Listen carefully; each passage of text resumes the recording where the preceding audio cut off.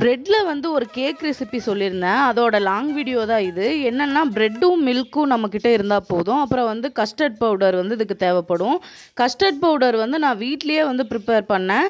அதுக்கு தேவையான இன்க்ரீடியண்ட்லாம் நான் வந்து நாளைக்கு வந்து ரீல்ஸில் போடுறேன். என்னென்ன இன்க்ரீடியண்ட் அது எப்படி செய்யணும் அப்படிங்கிறத வந்து நான் அதில் வந்து நான் சொல்கிறேன். இது எப்படின்னா நம்ம வந்து பிரெட்டை வந்து ஃபஸ்ட்டு எடுத்துக்கணும். அது நமக்கு தேவையான ஷேப்பில் வந்து நம்ம கட் பண்ணிக்கணும். நான் வந்து ப்ரௌனி வந்து டைனி ப்ரௌனியோட பாக்ஸில் தான் இந்த வந்து கேக் வந்து செய்ய போகிறேன்.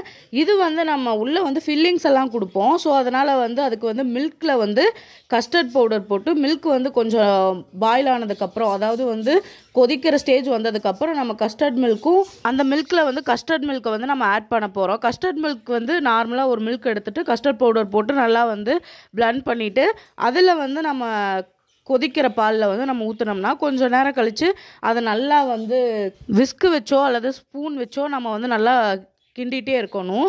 அதுக்கப்புறம் வந்து என்ன ஆகும்னா லைட்டாக அப்படியே க்ரீம் பதத்துக்கு வரும். அதனால் வந்து கை எடுக்காமல் நல்லா கிண்டிகிட்டே இருக்கணும். ஸோ அப்புறம் வந்து லைட்டாக வந்து க்ரீமாக மாறும்.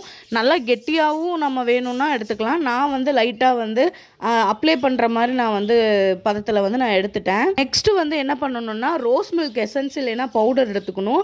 ரோஸ் மில்க் எசன்ஸ் எங்கிட்ட இருக்கிறதுனால நான் அதை எடுத்துக்கிட்டேன். அதில் வந்து நல்லா சில்லுன்னு இருக்கிற பால் வந்து நம்ம ஆட் பண்ணிக்கணும். அப்போ வந்து ரோஸ் மில்க் வந்து நமக்கு ரெடி ஆயிரும்.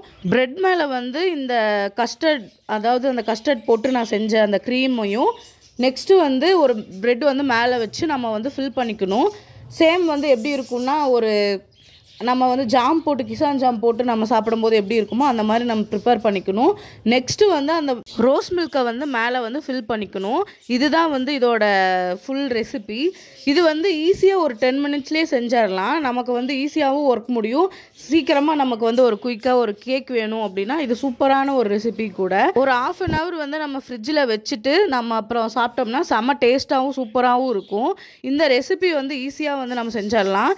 இந்த ரெசிபி எப்படி இருக்குன்னு கமெண்ட்ஸில் சொல்லுங்கள். ஓகே ஃப்ரெண்ட்ஸ், பாய். நெக்ஸ்ட் வீடியோவில் பார்க்கலாம். இந்த வீடியோ பிடிச்சிருந்தா லைக் பண்ணுங்கள், ஷேர் பண்ணுங்கள், சப்ஸ்கிரைப் பண்ணுங்கள். இதே மாதிரி குயிக்காக வேறு ஏதாவது ஒரு ரெசிபியோட நெக்ஸ்ட் வீடியோவில் வரேன். ஓகே ஃப்ரெண்ட்ஸ், பாய்.